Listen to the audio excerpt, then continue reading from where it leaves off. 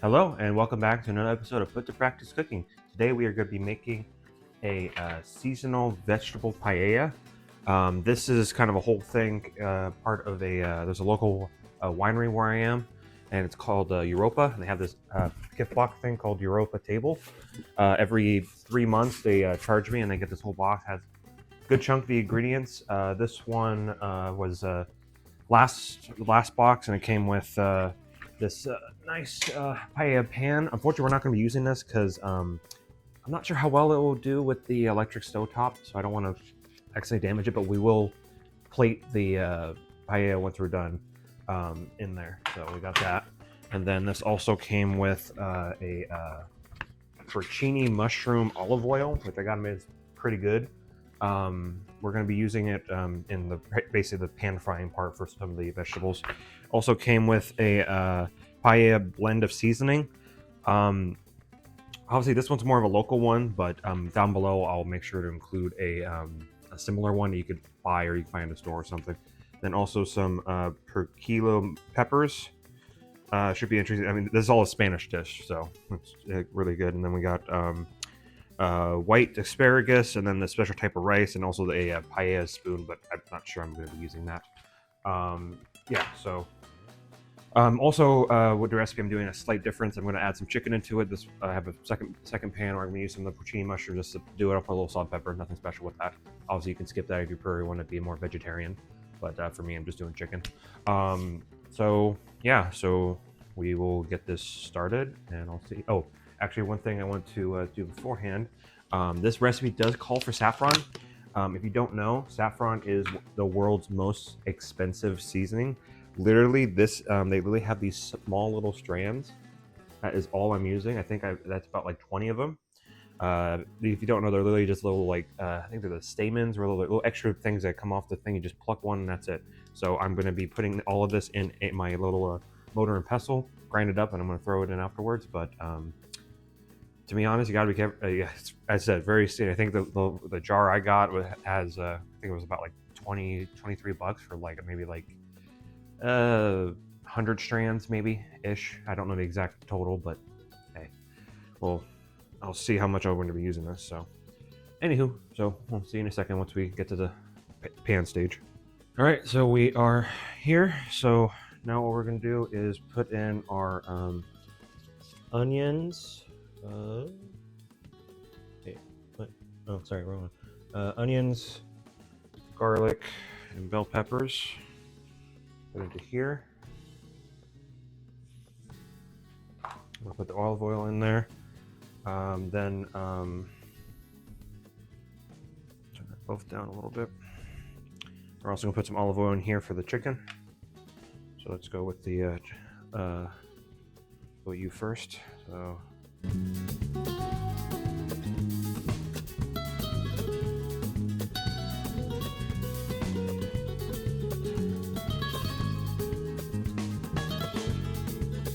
Oh, right, I was gonna put the zucchini in with this. Oh well, too late now. Okay, so now I think it's starting to get to the soft point.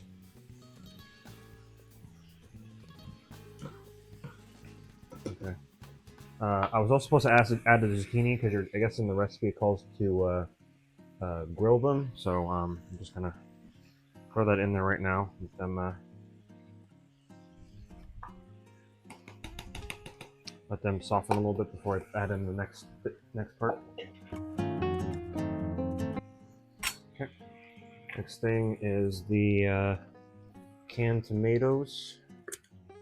Okay, there you go.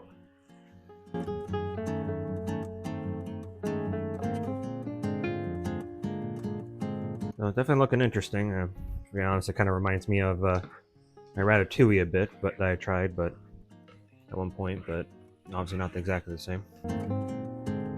And as for the chicken, I'll add it on after we're done with the video. I don't want to make sure if you're a vegetarian, you can still greatly enjoy this. Sorry that you'll have to see all this, though, unfortunately.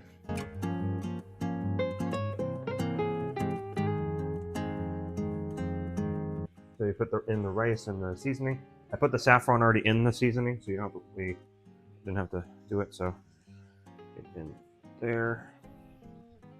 And then the rice. I mean, it's very similar to our risotto from what it is, you know.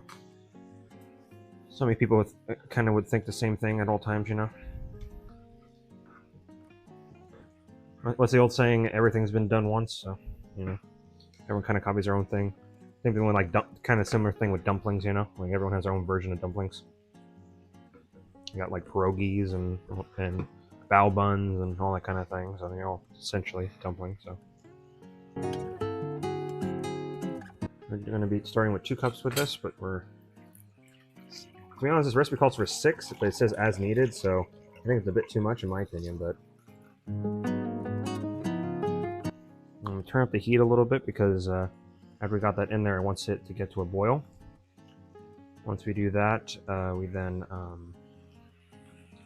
after that we then bring it down to a simmer, and then we bring it to a simmer, and then we'll do that for 30 minutes. Obviously, I'll skip that part until it gets to a point. We'll come back to it, but we're not there yet. It's going really earthy, I guess. That's the best way to describe it. I guess there are a lot of the all the spices in there. I think there's like parsley and stuff in that mix. I don't know the exact stuff at the top of my head.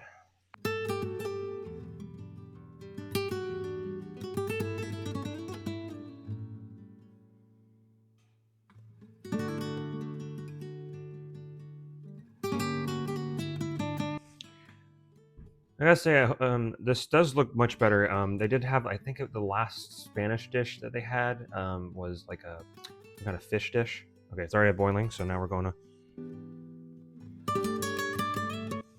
All right, so since I don't want you to watch this for 30 minutes while I simmer this, so I will return after that once I add in the green beans.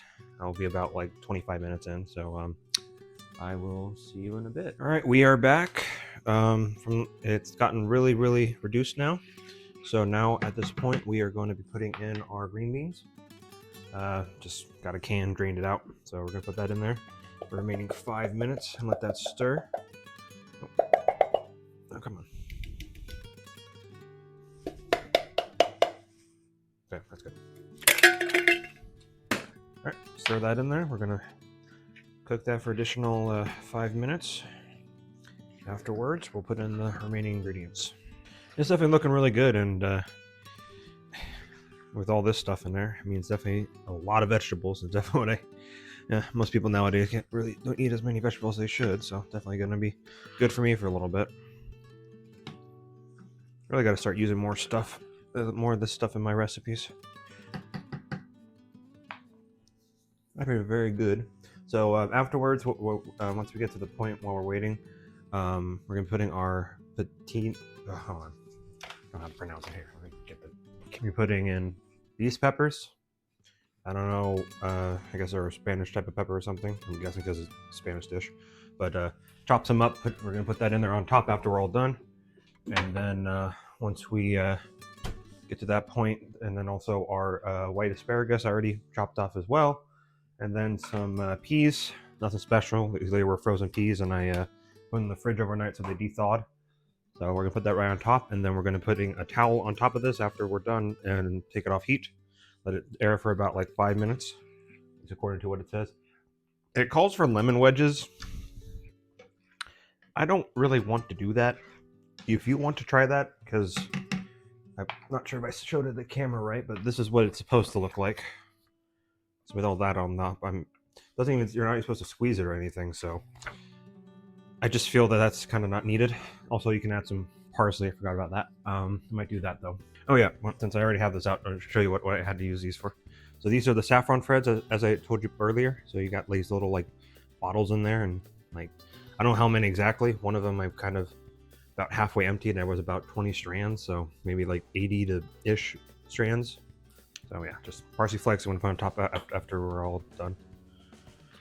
Once I plate it. As much as rice is good and everything, I've been having way too much rice recently. What do you call it? I had my own custom one and the risotto, as you guys already saw, and now this. So it's really interesting how many dishes you can make with rice, and as I said, all very similar. I am also enjoying some of our previous previous recipes, Dr. Pepper pound cake. Still very good. I will say 2 cups was probably perfect, because how much it reduced. I couldn't imagine the 6 cups it calls for. That's like way too much in my opinion. So should be good. Oh yeah, also with that saffron, when I was grinding it up, like most of it didn't even, like most of it actually got stuck to the bottom of my mixer. So I think what you might want to do, actually, to be honest, is just like kind of rub it in your hands or something, because as I said, so much of it went to waste in my opinion. But you know, it's not too crazy bad. So I don't know what this last stage with a towel on it really does, but hey, following the recipe to a T. This definitely seems interesting, and I hope I can make this again, but I'll have to obviously adjust some of the stuff I put in there, because a lot of stuff it came with the box. So all right, so we're at that stage. So I'm going to turn off heat and turn off the timer. Now we're going to put in all the other stuff.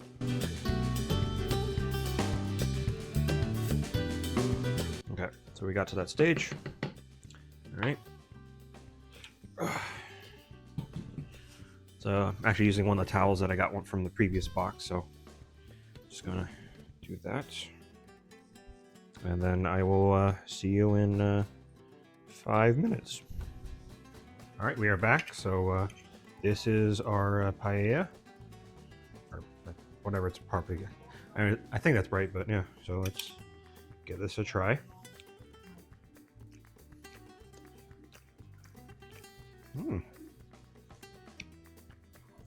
I think it's really good.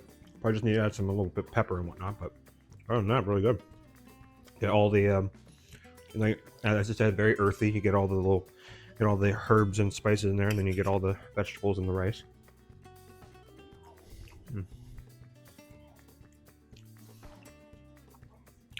Very good. I'm actually, and I don't even like tomatoes too much, and this actually fits it really well. So I really like it.